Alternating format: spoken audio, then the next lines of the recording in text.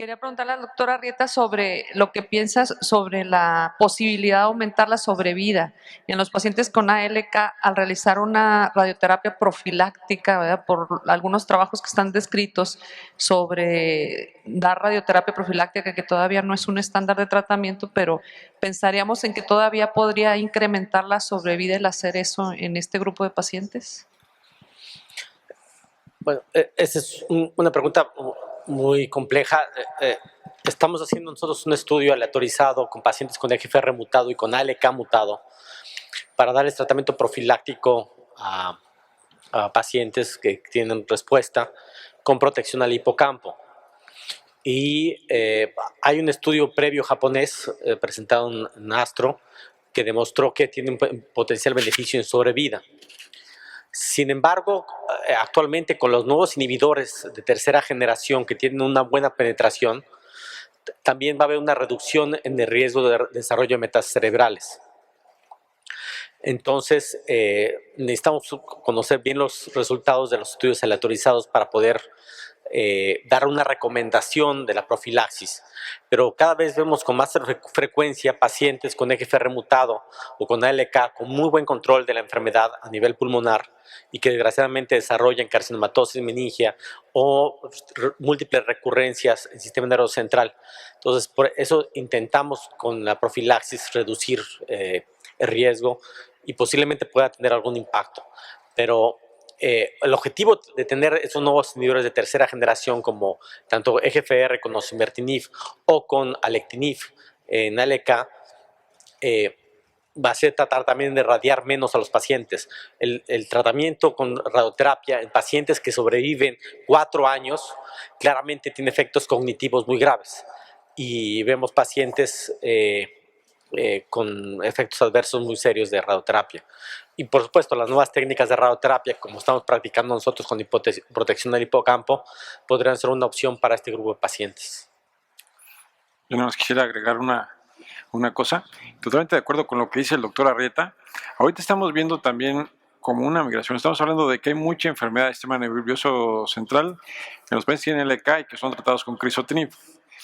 Pero digo, normalmente para cambiar de estado de tratamiento se requiere mucho, o sea, un beneficio real, inclusive a lo mejor más que hasta la secuenciación. Y el alectinib sí nos está mostrando como un beneficio muy importante. Todavía no se alcanza la mediana de sobrevida, pero parece que va a ser mayor a 24 meses o por ahí de 24 meses. Entonces a lo mejor, si esto se convierte después en un estándar y no criso, vamos a estar hablando de un medicamento que tiene muy buena penetrancia y a lo mejor, como dice el doctor Arrieta, pues a lo mejor disminuye mucho la frecuencia de metástasis al cerebro, entonces eso tendríamos que como reaprenderlo. Ahorita estamos tenemos 5 años con crizotinib, más o menos 6 años, pero y ya parece mucho, pero todo con esta nueva información, la vez que va creciendo muy rápido, y saber si nos conviene irradiar a lo mejor un paciente con crisis, ahorita todavía no lo tenemos bien claro, pero a lo mejor esto ya no es una pregunta que a lo mejor ya dentro de poco ya no nos vamos a tener que hacer por el control que nos da o la penetrancia que nos dan al cerebro. Ahora, por el contrario, tenemos pacientes con metástasis cerebrales que son asintomáticos y tienes disponibles un inhibidor de tercera generación de LK o de tercera generación de EGFR como osimertinib, alectinib. La otra es no radiar al paciente, esperar a que el paciente tenga respuesta, pero siempre y cuando tengamos un seguimiento muy estrecho del paciente, ¿no? Por el riesgo también de que vayamos a tener la enfermedad fuera de control y que desarrolle carcinomatosis meningia. ¿Alguna otra pregunta que tengan? Sí.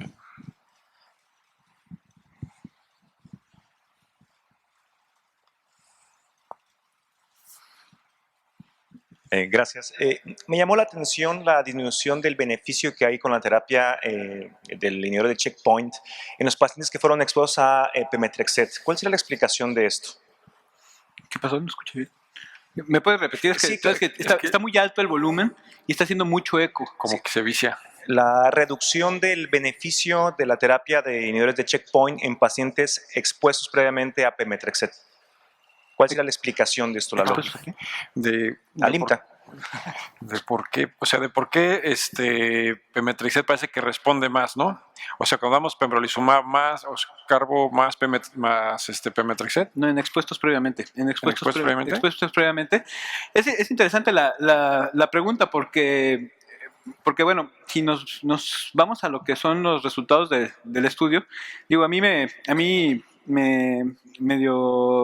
cuando estaba yo revisando lo dije, ¿habrá alguna diferencia, por ejemplo, si los pacientes fueron tratados por diferente esquema? Creo que tiene que ver un poquito con la generación de los fármacos.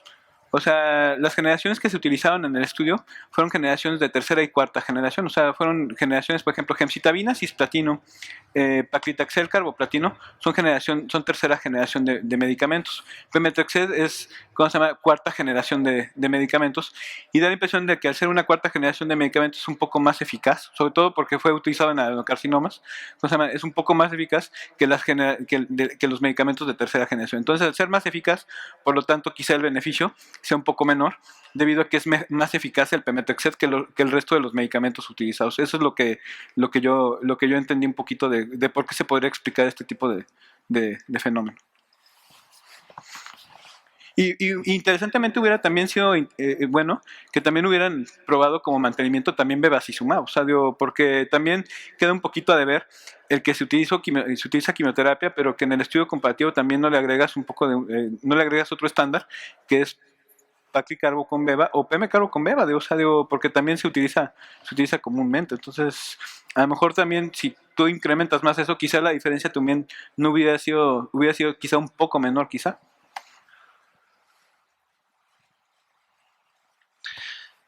Hola, muchas gracias. Quería preguntar acerca de si ya es momento o podemos elegir algún paciente para combinar el inhibidor de tirosina sinasa en mutaciones de GFR junto a quimioterapia, por ejemplo, o alguna de estas combinaciones que presentaste, Jorge, o debemos de esperar otra información, por ejemplo, fase 3 para empezar a hacer esto. Mira, ahorita la verdad es que se podría intentar hacer la combinación de erlotinib con antiangiogénico. La bronca es que está en fase de sometimiento a COFEPRIS, todavía no está aprobado en México y el seguro no te lo pagaría. Entonces, pero si el paciente lo puede hacer, o sea, podría hacer una combinación, pues que digo, esto es personal, o sea, muchas veces de lo que he platicado con médicos americanos, que muchos ya lo ocupan, otros no. En Europa ya lo están ocupando mucho porque está aprobado. Entonces, pero yo creo que, digo, yo si tengo un paciente que puedo darle la combinación, sin duda intentaría darle la combinación con el antiangiogénico, es la que más, información más robusta y que la que más me gusta. ¿Alguna otra pregunta? Acá.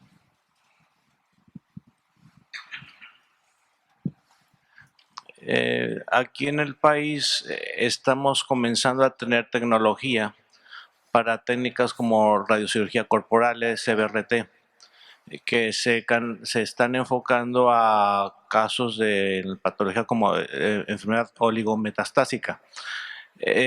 No sé si tienes alguna información, cómo ves el futuro, algún estudio de estos tratamientos en combinaciones con tratamientos como inmunoterapia, Arrieta.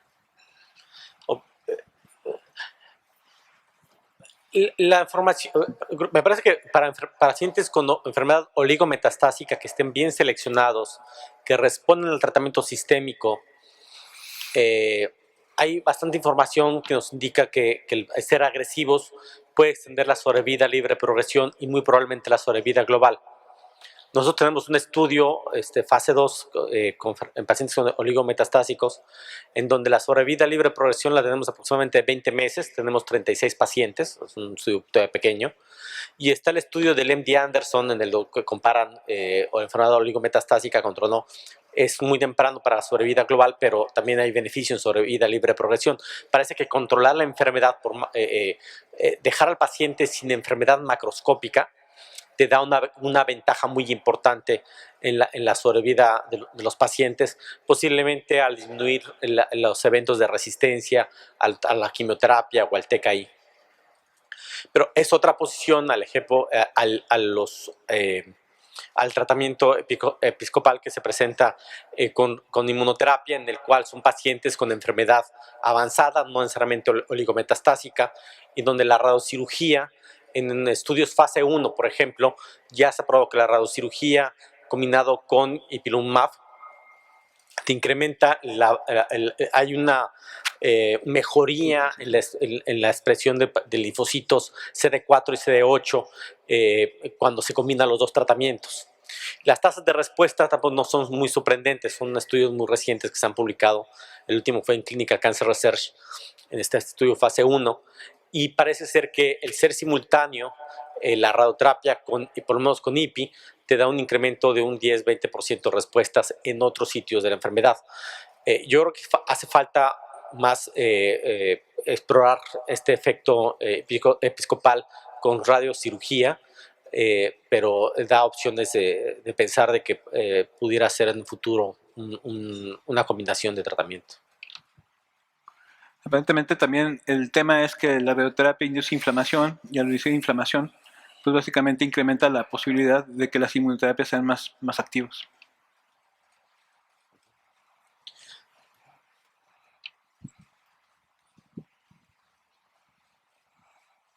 Felicidades, muy buenas pláticas. Actualmente es muy controversial y es opinión de expertos muchos de los temas y muchas de las preguntas, pero en pacientes con mutaciones blanco que tengan progresión oligometastásica, que es una progresión extracraneana, ¿cuál sería la opinión que tienen? ¿Es más conveniente extender un poco más la vida con un tratamiento local y dejarlo con el tratamiento previo, o tomar una biopsia buscando una mutación nueva y cambiarlo de tratamiento para LK y para EGFR? Es algo un poco controversial, pero ¿qué recomendarían buscando extender el tiempo que el paciente está bien y no quemar tantas opciones probablemente a la progresión del paciente? Está el estudio, hay un estudio que es el estudio Aspiration. Entonces, cuando son pacientes seleccionados, asintomáticos, con progresión que se considera lenta, y entonces que habían tenido un control por lo menos más de 6 meses de la enfermedad, entonces a esos pacientes se les podía continuar, digamos, el inhibidor. Ahora, y esto te da como unos 3 meses adicionales como para intentar incrementar ese beneficio. Ahora, está probado, digamos, intentar también cuando vemos esa progresión, en algunos pacientes también conviene tratarla de forma, como comentaba yo ahorita, doctora Arrieta, de forma más radical. ¿Por qué? Porque sí se ve que nos incrementa el control de la enfermedad durante más meses.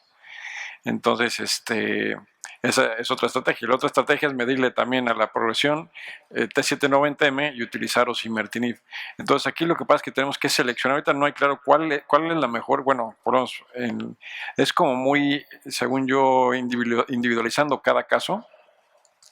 Ahorita tenemos una muy buena estrategia. Aquí, por ejemplo, muchos pacientes, habrá pacientes que tengan acceso a osimertinib, pero si es un paciente que no tiene acceso a osimertinib, entonces probablemente me iría por una estrategia tal vez un poco más agresiva. Si es una progresión, ha estado con muy buen control y es una progresión única, tal vez buscaría intentar un control de ese sitio. Pero si tengo también osimertinib, yo creo que y tengo T790M demostrado, yo creo que va a ser, también no es algo que me quede muy claro. No sé. Sí. Para nosotros, cuando tenemos un paciente que tiene progresión oligometastásica, en este momento no tenemos osimertinib. Nosotros vamos sobre la metástasis. Y esto es claro de que en ocasiones se hace la biopsia del tumor primario y de la progresión, y en el único sitio donde está la progresión es precisamente en el sitio, la mutación de resistencia es en la progresión. Entonces damos un tratamiento locorregional. ¿Qué pasa en el supuesto? Ya tenemos disponible osimertinib y tenemos una progresión oligometastásica. Muy probablemente atacaría yo la enfermedad oligometastásica y daría un tratamiento con un inhibidor de tercera generación. Pero esto es, no hay una respuesta, no hay un estudio aleatorizado para poder eso, y no creo que haya, que se pueda realizar. Y se ha prestado a mí y en controversias también el tema, porque precisamente De hecho, se puede hacer todo un módulo de esto de enfermedad oligometastásica porque hasta dependiendo de dónde recurre, puedes sugerir. O sea, si es un lugar, digamos que letal, entonces te sugiere un tipo de tratamiento. Si es un lugar no letal, pues, o sea, si es nada más a nivel óseo, es otro tipo de tratamiento. Entonces, se recomienda más el tratar el sitio que el tipo de evolución de la enfermedad. O sea, lo malo es que de repente si empieza uno a entrar en estrategias, por ejemplo, como el watch and wait o sostener el anti-GFR y de repente esto se transforma en algo más agresivo, yo creo que lo mejor, a mi gusto, es si hay posibilidad de rebiopsiarlo, quizás sería lo más sugerente para poder encontrar un perfil mutacional diferente o definir si existe alguna otra opción para cuando empiece a ser una progresión más florida. Y esto yo en mi experiencia lo pensaría más, bueno, todo esto que platicamos, más en EGFR, porque ALK, mucho lo que decía el doctor Arrieta en su plática es que sí nos hemos topado con una enfermedad que es muy explosiva, o sea, la progresión no es fácil, aunque tenemos aunque sea, digamos, oligometastásica y todo, gente puede ser más explosiva, entonces yo sería como que uno que a lo mejor no me guste tanto como para darle un tratamiento local de entrada. Una pregunta más, si me permiten. Si tengo una progresión de un paciente cuya biopsia líquida sale negativa, muchas veces es difícil biopsiar el sitio de la progresión. No tenemos radiólogo intervencionista o no contamos con ultrasonido endobronquial o algunas otras técnicas. ¿Sí creen que vale la pena referir a estos pacientes a algún sitio para biopsiar exactamente el sitio de la progresión? O sea, ¿que vale la pena ese esfuerzo adicional en estos pacientes? Particularmente cuando tú tienes una progresión oligometastásica, hicimos un análisis de los pacientes, de la sensibilidad que tiene a hacer la prueba líquida. No es lo mismo hacer la prueba líquida en un paciente con progresión dramática, porque la posibilidad de encontrar la mutación de resistencia es más alta, que cuando tiene una progresión en un solo sitio o en dos sitios, que es más difícil encontrar la progresión. La sensibilidad baja al 33% comparado con el 55-60% de los pacientes que tienen una carga tumoral. Entonces, si es posible realizar la biopsia del tumor donde está progresando y llevar al paciente en otro sitio, sí, la respuesta es yo creo que sí vale la pena. Sí, yo creo que depende mucho aquí de cuestiones de acceso. Si realmente vamos a tener acceso a osimertinib, sería como que lo ideal, si te sale negativo, tienes que hacer la biopsia, o sea, realmente el estándar actual es la rebiopsia. La biopsia líquida se está posicionando muy fuertemente y es algo que si sale positiva, sabemos que pues candidato a osimertinib. Pues si sale negativa, tenemos que buscar esa rebiopsia. ¿Por qué? Por lo que vimos. Generalmente te puede dar otros 10 meses de control de la enfermedad si el paciente lo puedes exponer a osimertinib. Entonces, sí sería algo deseable que un paciente que salió la biopsia negativa y a lo mejor está en un sitio que requiere un poco más de expertise o de algunas cosas de un centro más grande, sí que se refiera, pero depende de que le puedas dar acceso. Bueno, la última pregunta. En un paciente con progresión a TKI de primera generación que se rebiopsia y tiene T790M negativa, ¿qué esquema elegirían? ¿Carbopemetrexed o carbopemetrexed bevacizumab? ¿Agregarían bevacizumab?